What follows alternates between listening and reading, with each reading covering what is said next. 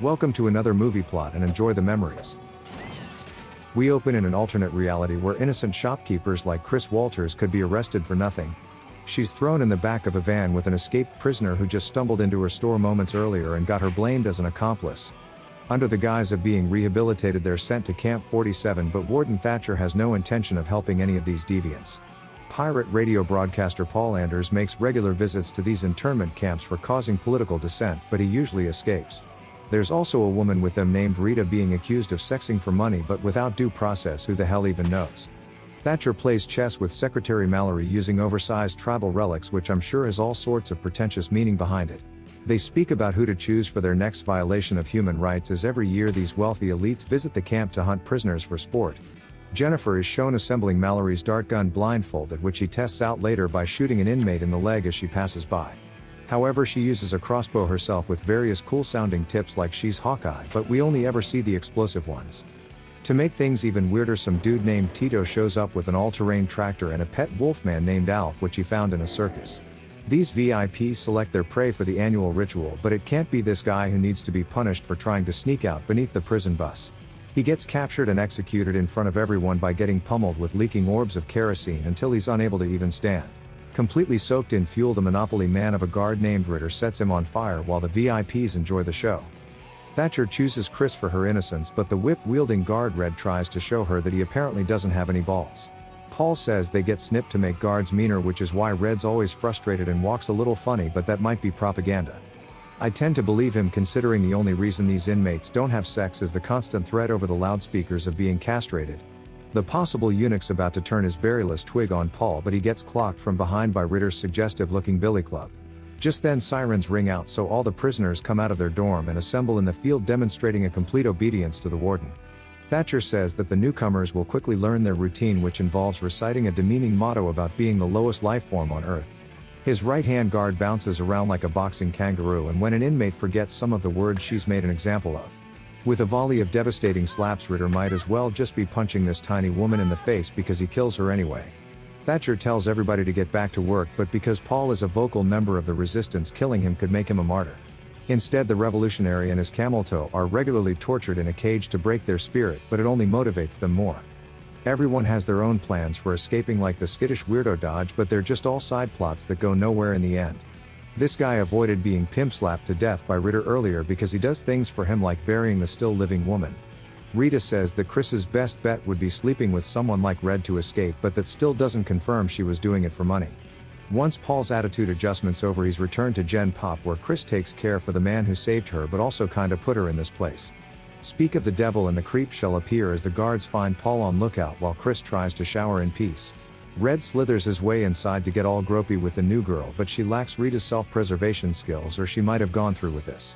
Instead, Chris just snips his tip with a zip, which would probably get her a good beating, but Ritter arrives to say she's reserved for the hunt.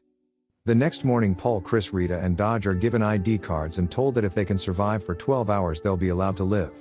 Thatcher has chosen Paul for the turkey shoot because he knows his continued presence in the camp will become a burden. But the revolutionary is more excited than he probably should be at getting one over Ritter. Dodge is picked by Tito for his cunning survivability, but then they take his glasses away, so what's the point? While Rita's chosen by Jennifer probably because her upper buoyancy makes her an easy target. Throughout their incarceration, another revolutionary named Griffin has been planning his own escape, but Dodge steals his knife. Starting a fight to get it back, Griff just ends up getting himself added to tomorrow's hunt so that Thatcher can rid them of another nuisance. When the turkey shoot begins, the prisoners are sent into the jungle at half-hour intervals to separate them and given a 3-hour head start for fun. Dodge makes it pretty far for a blind man during that time, but Tito and Alph use their tractor to immediately catch up. They run him down, and under orders from Tito, the Wolfman eats one of the prisoners' toes because why not?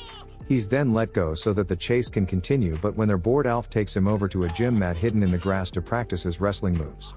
Dodge uses the knife he stole to stab Alph, but Tito's grown bored with the game and just orders his pet to break the plaything's back.